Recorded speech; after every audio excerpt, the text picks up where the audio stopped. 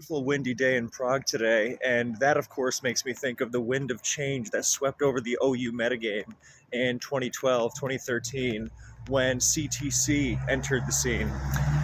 It was a heroic appearance, and the black and white 1 metagame, by comparison, was poorer not for the additions like Keldeo and Landorus Therian that black and white 2 would bring, but the absence of arguably the greatest team builder, player, human to ever live. You know, when CTC first appeared, a lot of people didn't really see him for the team building artisan that he was.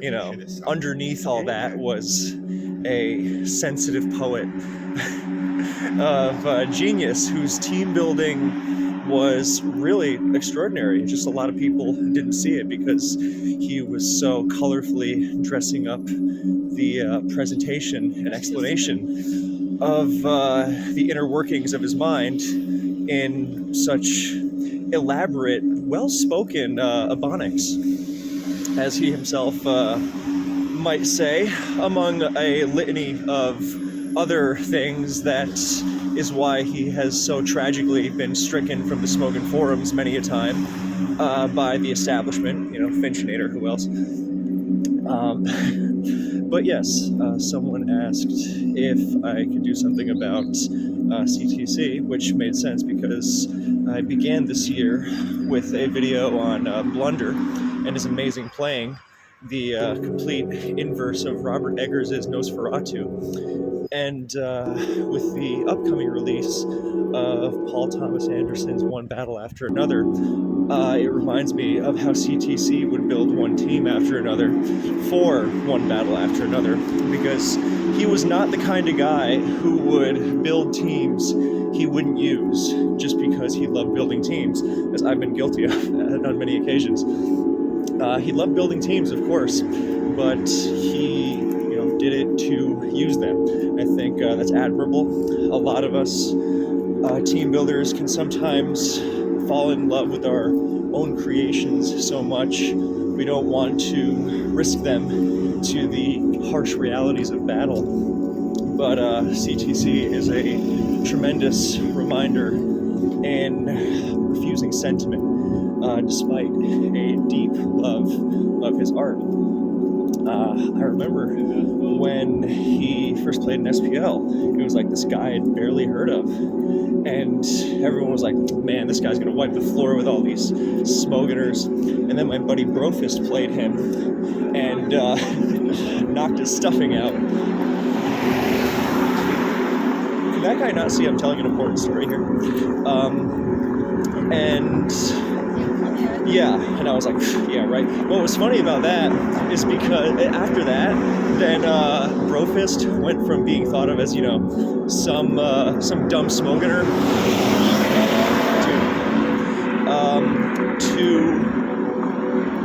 to gaining the respect of the IDM crowd. Jesus Christ, I picked a loud street to tell this story on, but despite the deafening noise of the moronic masses, CTC's wisdom always rises above. We also, he has compared himself to many figures, Jesus on several occasions, which is how he sacrificed himself during one of the gouging fire suspects because he was arguing with players who clearly didn't know what they were talking about. And yet he was, I forget what he said. He said something about how your spine needs more calcium or something. Calcify your vertebrae, that's what he said. Like I said, a poet. And I remember in 2013, then he played Brofist again in the semis. He kicked the daylights out of everyone else. Who else? But Brofist won against him again in the semis. And they were like, oh my god, Brofist is god. Which, also true. But yeah, after watching him play throughout that season when he wasn't facing my friend, I was like, this guy knows his stuff. I almost said he has his finger on the pulse of the metagame. And then I realized that would be a criminal understatement in both factual and artistic terms, because CTC creates metagames. At one point in XY, I believe he was quoted to have said, the OU metagame dangles from my nutsack. Poetry. So this modern Baudelaire is renowned for the many innovations that, I don't think we could even count that high, across so many metagames too. He always, I remember whenever he would try to play like Gen 4 or Gen 3, he'd be like, man, Kev, how do you play this bullshit? And I was like, someone needs team preview.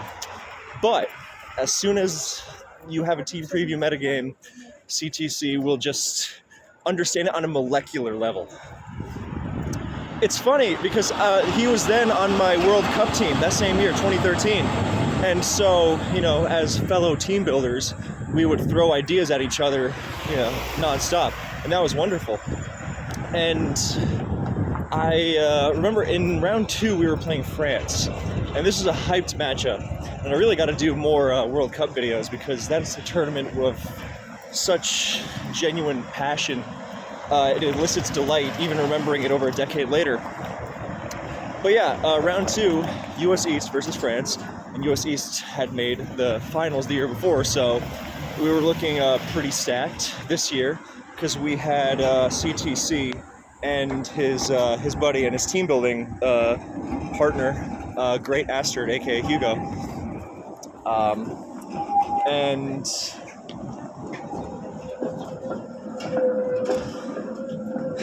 yeah, so but France, Ojama and friends were very, very stacked. So a great matchup. We're in the first playoff round. And fucking Christ.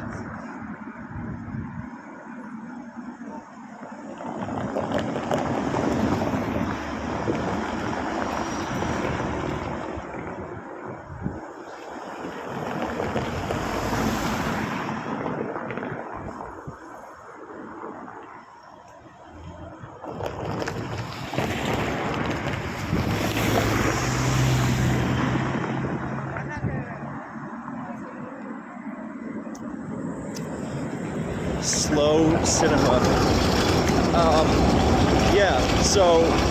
Basically we're in CTC was the one in that round 2 to actually play Ojama, which, this newcomer against one of the greatest players ever, even at that point, Ojama was considered this.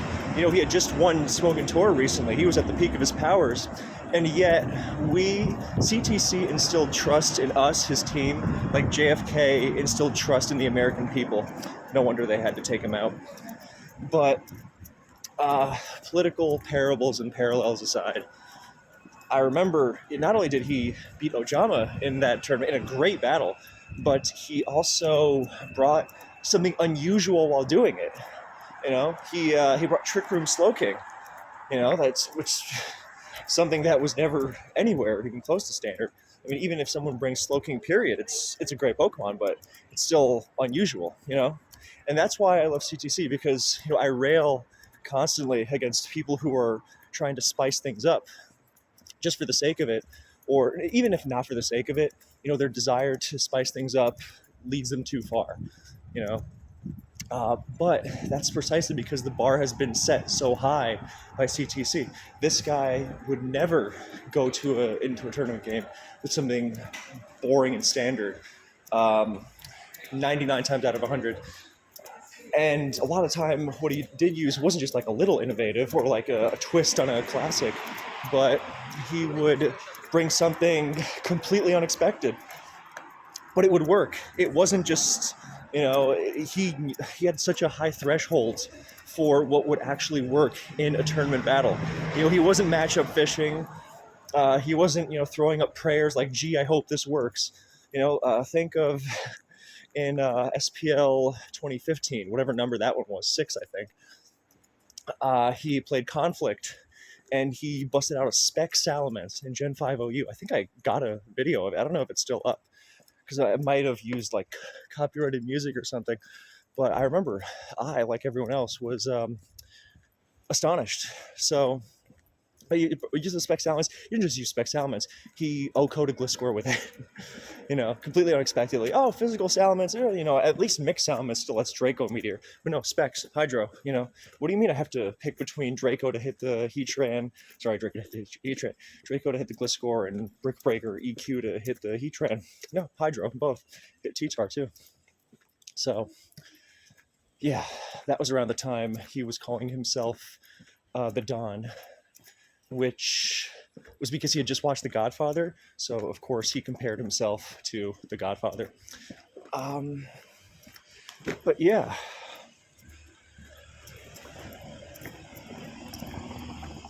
And if you've ever heard of someone or something in the Pokemon sphere referred to as a Don, it's literally because of that.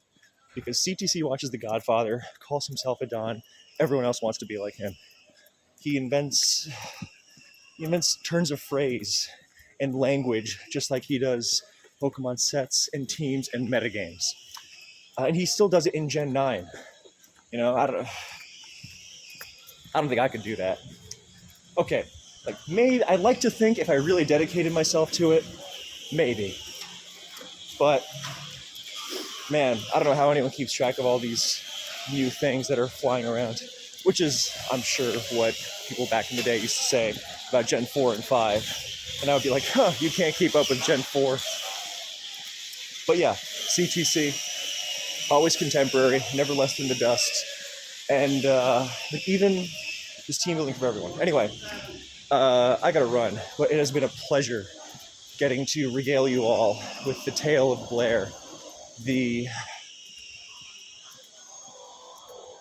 Actually, words cheapen the effect enough as it is, so I will leave you to ponder.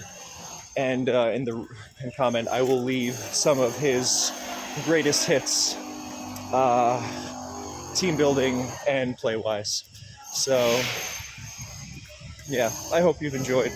And I remember, and when I first met him in a Skype chat, I mentioned it was cold, and he was like, "What are you wearing?" And I said a turtleneck, and he called me gay for it. So I still haven't gotten over that. But you know what? He was probably right. Thank you, CTC. As always, they hated Jesus because he spoke the truth, and CTC for maybe other reasons. But yeah. Anyway, thanks. So the reason there's editing in this video is that after recording it, I was originally going to just upload it without any, and then I realized that I had left out important information relevant to CTC's grand legacy, which on one hand sounds unforgivable, but on the other makes perfect sense when you realize how vast his reach is, the sheer scope of everything he does. It's very comforting, which reminds me that once he adopted the alias Christ the Comforter, because CTC can stand for lots of things, not just Cinnamon Toast Crunch. Did you know that that's what it originally stood for? Because that's what it is. But yeah, it makes sense in that way, because then you realize that it's like a great work of art. The experience isn't just the first time, but it really lingers with you. It lives in your soul. It enriches you. So yeah, that's what CTC has. The great, beautiful aftertaste of Cinnamon Toast Crunch. Yeah. So we can think also of CTC's myriad cultural contributions. You know, look no further than the original Pokemon Cypher, which was as iconic as it was because of him. You know, he's in the cut, Rotom C. You know, that's how you know he's a real OG, because he's been around since it was Rotom C, as it was back in on the, well, not Shoddy, because he wasn't around during Shoddy. I don't think anyway, but during the Pokemon Online days, you know, it was Rotom Cut, Rotom C, and not this, you know, Rotom Mo bullshit that you have on Pokemon Showdown. I don't know why they changed that. Maybe Cut sounded too aggressive. But no, it makes sense for CTC because lyrically he will cut you. So there's some other stories I'd like to tell you about CTC. I was lucky enough to meet him in person. It was the spring of 2015. Um, yeah, I think there's some pictures of them. I don't remember where I would find them, but I remember at the time I had a, you know, I was growing my very first quote unquote beard, and my hair was an absolute mess. um, yeah, so, and I met up with him and Case, the inventor of the Thief spam team that revolutionized GSC, which I have a video about, if you're interested in that. And the three of us wandered around New York City, you know, being really polite young gentlemen. Included a moment I shouldn't repeat here, but it was hilarious. All I'll say is that CTC offered to yell something for $10, and unfortunately, I didn't have $10, so um, yeah, but it's probably good that he didn't. Always a prankster, that guy. And in 2018, early 2018, I was working as an English teacher a little outside of Prague. It was a hellish commute, just horrifying.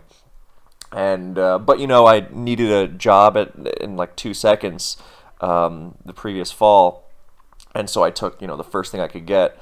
Um, Even though, you know, the pay was horrible and the people were worse. But I remember one day in particular, I was going off to this small Czech town to teach, which, I mean, the teaching itself I enjoyed. It was all the other stuff I hated. But this one day, it was cold and, well, I like the cold, but it was like slushy, you know? I love snow, love rain, but, you know, slush I cannot abide. It's just the worst. And on this day, I stepped out in the street, and these crappy old shoes, because I was really like dirt poor, they just started falling apart. You know, like they didn't just like fall apart like I'm barefoot in the street, but I was like, oh well, there's water in my shoes now. Oh well, I can't go back now because it's so far away. It's not like, oh, let me just run back in to, you know, grab something. Also, you know, I didn't have any other shoes to change into. So I was like, well, I guess I'm going to make it through this day with these crappy shoes, and then after I'll, you know, call my grandma and say, does Grandpa have any like old shoes I could borrow?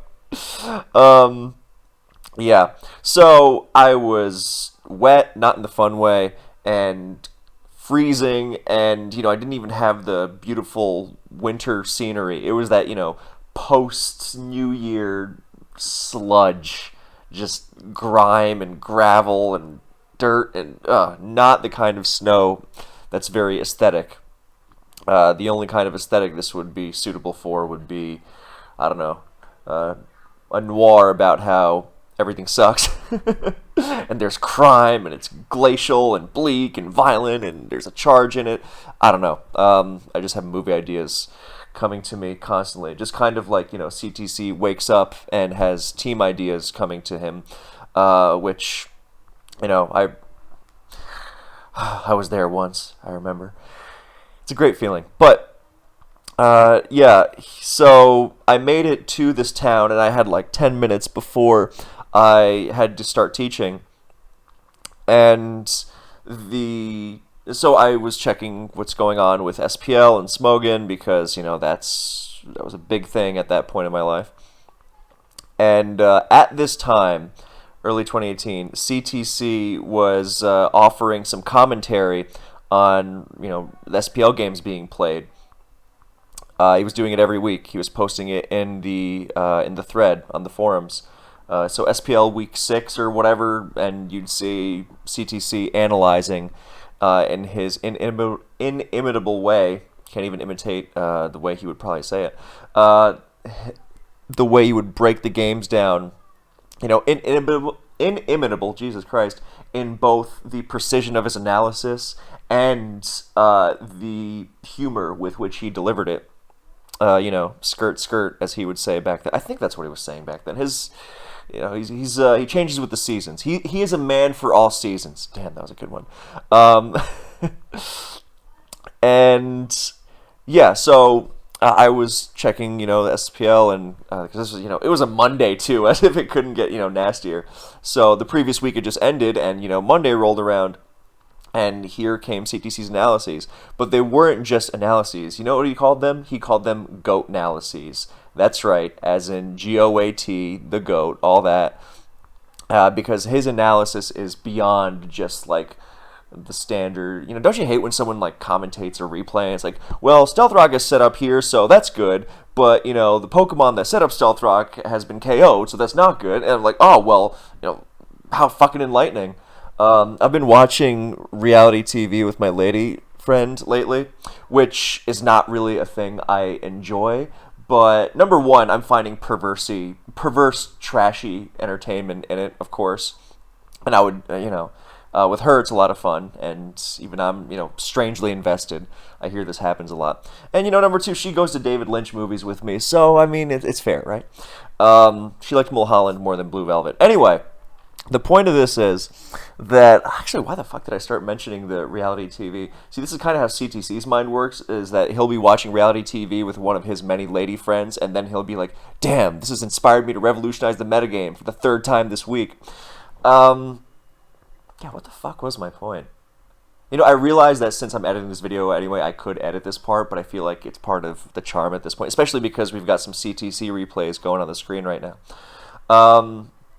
So while I remember what the fuck the point was, then you can bask in his genius, or not, but you would be doing yourself a disservice. So let me retrace my mental steps. So yeah, I was GOAT analysis? Whatever, dude. But point is, I was sitting in this, shitty little cafe across the street from the school where I had to start teaching in 10 minutes. And I was freezing and wet, and my shoes were fucking falling apart, and I was like, well, let me see what's going on. And, SPL and CTC has analyzed these games. And he has... And the GOAT analysis made me laugh. That's basically it. Because, he would say... I don't know what the fuck he would say. How could I possibly replicate that kind of mind? That kind of adroit slicing through the English language for a phrase you've never heard before to describe something that you have seen so many times and seem to understand, but now you understand it in a new light, Literal enlightenment, almost literal. So, yeah. And that's basically it. I wanted to tell that story because it's I remember that moment very fondly now. When considering at the beginning of the day, I was just like, well, it's gonna be one of those. But yes, Christ the Comforter indeed. So, yeah. Yeah. So, thanks again, and I'll catch you in the next one.